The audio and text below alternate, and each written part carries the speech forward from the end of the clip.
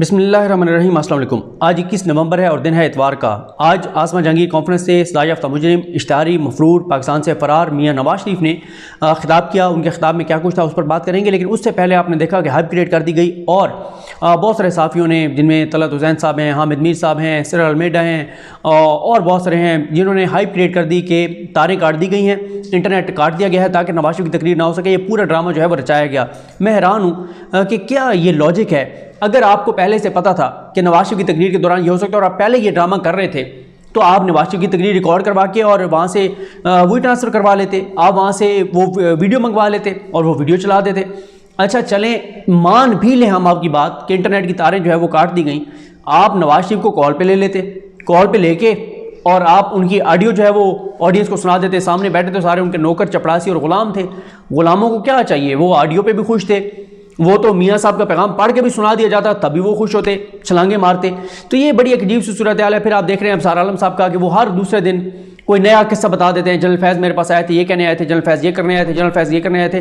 میں نے ٹویٹ کر کے کہا کہ آپ ایک ہی بار بتا دیں کہ جنرل فیض کب کب آپ کے پاس آئے تھے اور کیوں کیوں آپ کے پاس آئے تھے۔ دوسری بات یہ ہے کہ جب جنرل فیض آپ کے پاس آئے تھے، آپ تو بڑی آپ ایک انقلابی اور بڑی جمہوری جماعت تھے نا، ابصار عالم صاحب اس جماعت کا حصہ تھے، کیونکہ وہ خود کہتے تھے کہ وہ صحافی نہیں ہیں، وہ صحافت چھوڑ چکے ہیں کیونکہ وہ عہدہ لے چکے تھے۔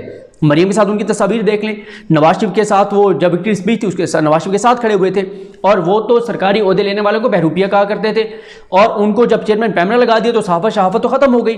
پھر جب چیئرمین پیمرا سے ہٹے پھر صحافت کی آڑ لے لی۔ جب صحافت کی چھتری استعمال کرنی ہو صحافت کی چھتری اوڑھ لو، جب مفاد لینا ہو تو پھر سیاستدان بن جاؤ۔ تو پہلے تو یہ فیصلہ کر لیں کہ آپ سیاستدان ہیں یا آپ صحافی ہیں۔ صحافی آپ ہو نہیں سکتے، آپ خود کہہ چکے ہیں کہ آپ صحافت جو ہے وہ چھوڑ چکے ہیں۔ دوسری بات یہ ہے کہ ہمیشہ سول سپریمیسی قائم ہوتی ہے جب آپ اقتدار میں ہوتے ہیں، جب آپ کے پاس اختیار ہوتا ہے۔ اپوزیشن میں سول سپریمیسی نہیں قائم ہوتی۔ اس وقت آپ کے جو مالک تھے نواز شریف، آپ اپنے مالک کو جا کے بتاتے، اور یہ کیسے ہو سکتا ہے کہ آپ نے اپنے مالک کو نہ بتایا ہو؟ انہوں نے ضرور اپنے مالک کو بتایا ہوگا۔ اگر جنرل فیض آئے تھے تو انہوں نے اپنے مالک کو بتایا ہوگا کہ مالک وہ جنرل فیض آئے تھے۔ تو اگر جنرل فیض آئے تھے تو آپ اور آپ کا مالک کیا کرتے رہے ہیں؟ آپ اس وقت ان کو سیک کرتے، آپ بلاتے جنرل فیض کو۔ بعد میں یہ کہنا آسان ہوتا ہے جب آپ اقتدار میں نہیں رہتے، جب آپ کی نوکری ختم ہو جاتی ہے، اور وہ جو کہا جاتا ہے نا کہ لڑائی کے بعد جو مکہ یاد آئے وہ اپنے منہ پہ مار لینا چاہیے۔ تو یہ ایک عجیب سی ان کی صورتحال ہے، اور یہ وہی لوگ ہیں سول سپریمیسی والے جن کا میں ہر ویڈیو میں آپ کو یاد دلاتا ہوں کہ جب یہ تاثر ملا کہ عمران خان اور فوج کی لڑائی ہو گئی ہے تو یہ چھلانگیں مارتے پھر رہے تھے، جشن مناتے پھر رہے تھے کہ اب فوج کی عمران خان سے لڑائی ہو گئی ہے تو فوج جو ہے وہ نون لیگ کو اقتدار میں لا رہی ہے۔ اچھا اب آ جائیں جناب، ایک تو اس پہ بہت زیادہ تنقید ہو رہی ہے اور کہ چیف جسٹس پاکستان جو عدلیہ کے سربراہ ہیں وہ بھی اسی سٹیج پر تھے، اگلے دن اسی سٹیج پر انہیں کی اس بینچ کے ساتھ جسٹس گلزار صاحب جس نے نواز شریف کو جو ہے وہ سزا سنائی تھی پاناما کیس میں، اس کا بینچ کا حصہ تھے۔ ایک دن وہ جج تقریر کر رہا ہے، اسی دن اسی سٹیج کے اوپر سزا یافتہ مجرم تقریر کر رہا ہے۔ ایک دن وہ جج تقریر کر رہا ہے جو پوری عدلیہ کا سربراہ ہے، اگلے دن انہی عدالتوں کا مفرور، انہی عدالتوں پہ حملے کرنے والا، انہی عدالتوں کے خلاف سازش کرنے والا وہ تقریر کر رہا ہے۔ تو بار بار یہ بات ہو رہی ہے کہ چیف جسٹس پاکستان جسٹس گلزار صاحب کو نہیں جانا چاہیے تھا، نہیں جانا چاہیے تھا، نہیں جانا چاہیے تھا ایک ایسی کانفرنس میں جس کا مقصد پاکستان اور پاکستان کے اداروں کو بدنام کرنا تھا۔ نواز شریف صاحب نے جو خطاب کیا اس میں سب سے پہلے تو انہوں نے آسما جہانگیر کی تعریفیں کی۔ آسما جہانگیر ایک تحریک کا نام ہے، اور اس کے بعد انہوں نے کہا کہ اس جدوجہد میں ایک نیا بلبلہ پیدا ہو رہا ہے۔ آسما جہانگیر سے میرا قریبی تعلق تھا، زندگی کی آخری سانسیں جب وہ لے رہی تھیں تو آخری بات ان کی مجھ سے ہوئی تھی، ہر مظلوم کا ساتھ دیتی تھیں، سچ اور حق کی جنگ لڑتی تھیں۔ موجودہ جبر اور گھٹن میں آسما جہانگیر کی بہت کمی محسوس ہو رہی ہے۔ جب بھی جمہوریت، آزادی، ذرا رائے کو خطرہ ہو تو وکلا برادری کو ہراول دستہ بن کر آگے آنا چاہیے، اور آگے رہی ہے۔ آج ان حالات سے ہم گزر رہے ہیں، یہ تاریخ کا فیصلہ کن موڑ ہے، مایوسی اور کربناک بے بسی ہے۔ تاریخ گواہ ہے کہ جب قومیں مایوسی کی دلدل میں پھنستی ہیں تو پھر اس قوم کی بقا پر سوالات اٹھنے لگتے ہیں۔ انہوں نے کئی بار اپنی تقریر میں خدا نخواستہ پاکستان میں انتشار اور پاکستان میں اس کی بات کی کہ خدا نخواستہ پاکستان کی ریاست خطرے میں ہے، پاکستان کا وجود خطرے میں ہے، اس طرح کی باتیں کی۔ کہتے ہیں کہ 74 سال بعد قوم سوال اٹھا رہی ہے اور ہمیں جواب درکار ہے، 22 کروڑ عوام کو جواب درکار ہے۔ جب تک ان کو جواب نہیں ملے گا ہماری حالت نہیں جو ہے وہ سدھرے گی۔ اگر سوال کرنے والے کی زبان کھینچ لی جائے تو اس سے مسائل حل نہیں ہوتے۔ تاریں اشاریں کاٹ کر آج بھی ہماری زبان کاٹی گئی ہے، یہ بھی زبان کھینچنے والی بات ہے۔ کیا اس سے مسئلے حل ہو جائیں گے؟ سوال کرنے والوں کو اٹھا لینے یا غائب کر دینے سے سوال ختم ہو جائیں گے؟ سوال کیا انہوں نے۔ موجودہ دور ہیومن رائٹس اور فریڈم آف اسپیچ کے حوالے سے سیاہ ترین دور ثابت ہوا ہے۔ گولیاں ماری جاتی ہیں، پروگرام یا کلام بند ہو جاتے ہیں، نوکری سے نکلوا دیا جاتا ہے، پروگرام یا کالم بند ہو جاتے ہیں، نوکری سے نکلوا دیا جاتا ہے۔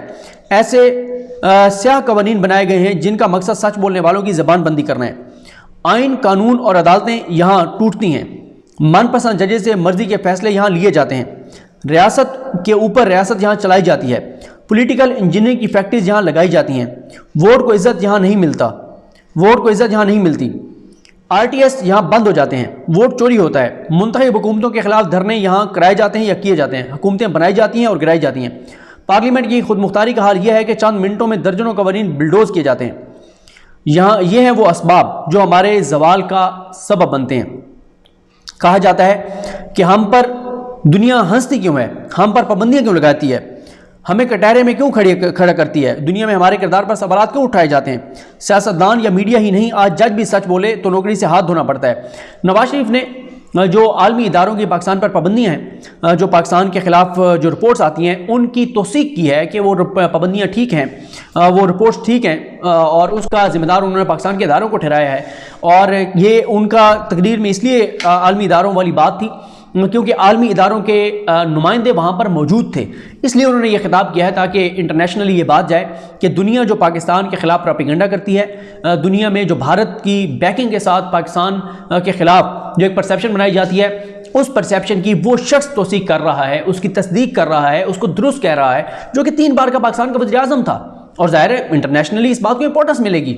یہ تو آپ کو اور ہمیں پتہ ہے نا کہ سزا سے مجرم ہیں، جھوٹ بولے، بددیانت تھے، اور اس لیے یہ ساری چیزیں ہوئی۔ لیکن ظاہر ہے آپ ان کو تو نہیں وہ کر سکتے نا، دنیا کو تو ایک چاہیے ہوتا ہے جنہوں نے ہمارے خلاف پروپیگنڈا کرنا ہوتا ہے کہ آپ کا تو اپنا 3 بار کا وزیر اعظم یہ بات کہہ رہا ہے، اب ہمیں کیسے کہہ سکتے ہیں کہ ہماری رپورٹس غلط ہیں؟ یہ جو جیسے FATF ہے، ہمیں پتہ ہے کہ یہ سیاسی معاملہ ہے، IMF ہمیں پتہ ہے سیاسی معاملہ ہے، ہمیں پتہ ہے کہ عام ٹویسٹنگ کیوں کی جا رہی ہے، لیکن اب وہ یہ دلیل کے طور پہ رکھیں گے کہ آپ کا اپنا وزیر اعظم یہ بات کہہ رہا ہے یا سابق وزیر اعظم یہ بات کہہ رہا ہے۔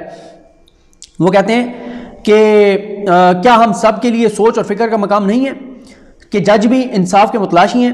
ججز کو بلیک میل کر کے ان پر دباؤ ڈال کے اپنے سیاسی مخالفین کے خلاف فیصلے لیے جاتے ہیں۔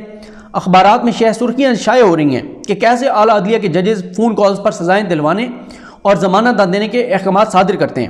آپ نے دیکھا اور سنا ہے، اگر انصاف کے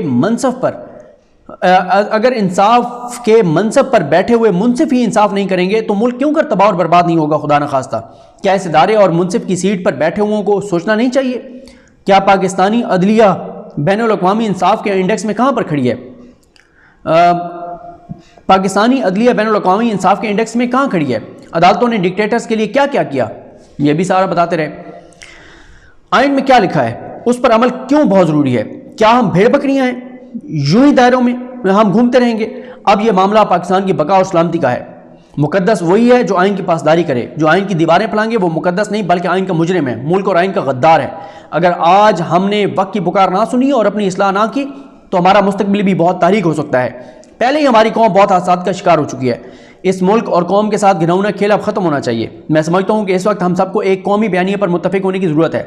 آئین کی پاسداری، اس کے ساتھ وفاداری، اس کی روشنی میں، اس کی حدود میں رہ کر فرائض کی بجا آوری، یہی ہمارے مسائل کا حل ہے۔ اس کے لیے انسانی حقوق کی تنظیمیں، سول سوسائٹی، وکلا اور عوام اپنا بھرپور کردار ادا کریں۔ اسٹوڈنٹس بھی اپنا کردار ادا کریں۔